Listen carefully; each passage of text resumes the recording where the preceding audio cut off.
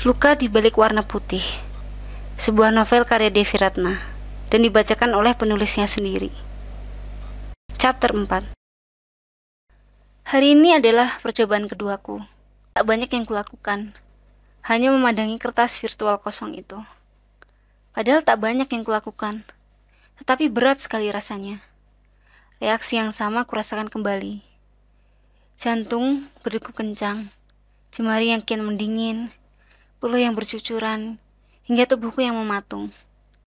Sebenarnya nafasku pun sampai sesak sekali rasanya. Ku coba melawan semua rasa itu. Dengan tangan yang tengah gemetar hebat, ku ambil sebuah pena yang sudah satu paket dengan pen tablet di hadapanku. Tapi jari ini tak bisa menorehkan apapun.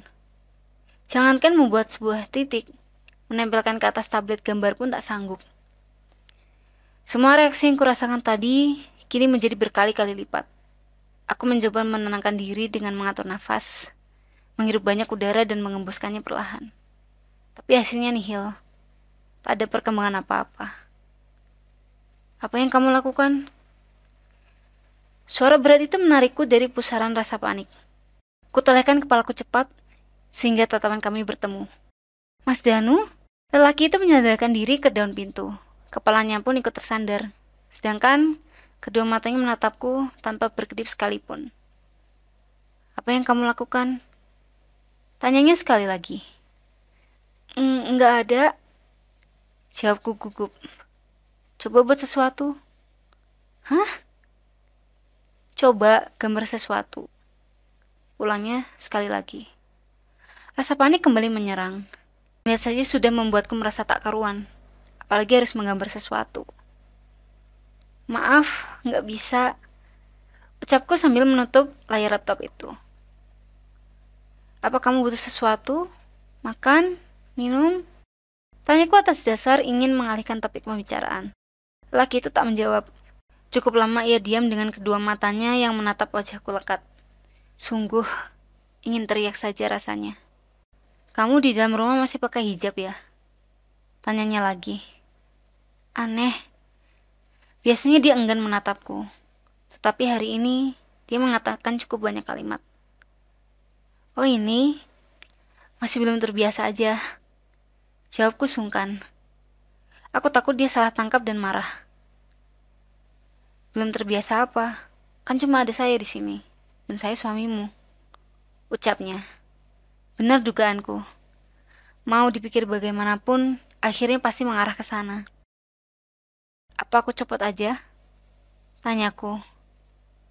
Jujur saja aku masih enggan untuk membuka hijabku di depan lelaki ini. Kamu bersedia? Ia bertanya balik. Sebuah pertanyaan yang sangat enggan ku jawab. Ya sudah, terserah kamu aja. Lelaki itu pergi. Padahal aku masih belum menjawab pertanyaannya. Ping! Tanda sebuah notifikasi masuk berbunyi. Aku tak langsung memeriksanya karena saat ini masih sibuk mengenakan hijab pasmina warna biru tua ini.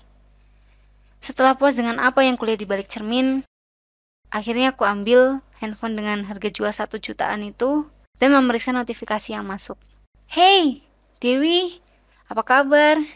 Kapan update webtoonnya lagi? Aku udah nungguin ini. Ternyata sebuah pesan dari teman webtoonis, namanya Hanin. Tetapi para penggemarnya mengenal dia sebagai Lebah Madu. Imut sekali bukan? Saat pertama kali berkenalan, hal pertama yang muncul dalam benakku adalah manis sekali nama penanya. Ditanya begitu, aku bingung hendak menjawab apa. Aku ketuk jari telunjukku ke bagian belakang handphone sambil berpikir, apa yang harus kukatakan padanya? Masih sibuk ini itu di real life, Han. Kamu baru up kemarin kan? Udah baca aku.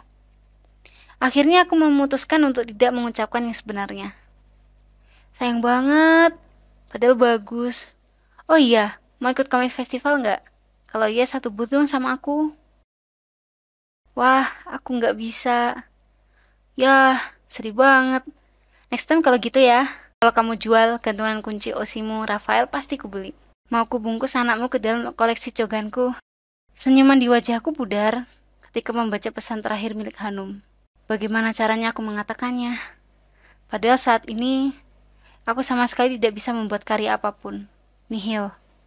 Bahkan melihat kanvas kosong saja sudah membuatku ketakutan. Kuketik beberapa kata dan kuhapus kembali. Itu berulang beberapa kali. Tulis, kemudian hapus. Aku tak tahu harus berkata apa. Next time lah ya. Bohong. Aku seharusnya tidak memberi janji yang tak dapat kutepati. Oke, nanti main kumpul-kumpul bareng anak grup yuk. Pasti seru. Jemariku menjadi kaku, menggantikan keluhnya lidah yang tak sanggup berkata. Beberapa menit aku diam di sana, memandang layar handphone yang menampilkan riwayat percakapanku dengan Hanum. Kutarik nafas panjang. Kali ini cukup panjang, karena aku benar-benar membutuhkan banyak oksigen untuk dadaku yang sesak. Insya Allah ya. Jawabku dengan perasaan ragu yang menghantam dada. Hari berganti menjadi minggu, dan minggu berganti menjadi bulan. Tetapi aku dan dia masih memiliki jarak yang cukup jauh. Kami sudah sah menikah, tetapi tak ada kisah romantis di antara kami. Kami berdua hanya dua orang yang tinggal di atap yang sama. Dibandingkan dengan hubungan suami istri, kalimat yang barusan ku ucapkan tadi jauh lebih tepat untuk menggambarkan hubunganku dengan Danu. Malam pertama kami tidak pernah terjadi. Melihat ke arahku pun jarang sekali. Entah hanya perasaanku saja atau bukan. Sepertinya pria itu memang menghindariku saat di rumah. Saat hendak mengambil segelas air, ia langsung pergi ketika tahu aku sedang ada di dapur. Ketika hendak mandi, secara tak sengaja kami bertemu. Ia juga sudah membawa handuk dan siap masuk ke dalam. Tapi niatnya langsung dibatalkan dan kembali melangkah masuk ke kamar. Ada banyak sekali kejadian serupa, sampai membuatku merasa meragukan diriku sendiri. Kami memang tak menginginkan pernikahan ini. Sampai saat ini pun, aku tak tahu bagaimana pernikahan ini bisa terjadi. Awalnya aku mengira kami dijodohkan. Tapi jika mengingat kembali, tak ketemukan sebuah alasan pun yang masuk akal. Orang tua mana yang mau anaknya menikah dengan orang sepertiku? Cantik tidak, kaya juga tidak, berasal dari keluarga terpandang pun bukan. Aku hanya seseorang yang gagal dalam hidup. Orang bodoh yang tidak bisa berdiri di atas kakinya sendiri. Orang yang sudah mengerahkan semuanya, tapi masih saja gagal. Siapa yang ingin menikahkan anaknya dengan orang seperti itu? Meskipun aku sudah siap diperlakukan tidak hangat, tetapi rasanya kian kemari, harga diriku sebagai seorang perempuan pun semakin terkikis. Aku memang tidak cantik. Aku tidak memiliki kemampuan apapun. Tapi aku istrinya. Jangankan disentuh, melirik saja paling lama tak lebih dari 10 detik. Apakah sebagai seorang perempuan, aku setak menarik itu? Aku kira aku sudah kenyang dengan penolakan. Tapi sepertinya tingkah dinginnya bisa melukai hatiku. Kian kemari, kian mempertanyakan, apakah aku bisa sanggup menjalani pernikahan ini? Harus bisa. Ucapku tanpa sadar sampai bersuara cukup lantang. Dan yang sedang mengambil nasi pun sampai terhenti dan menghadap ke arahku.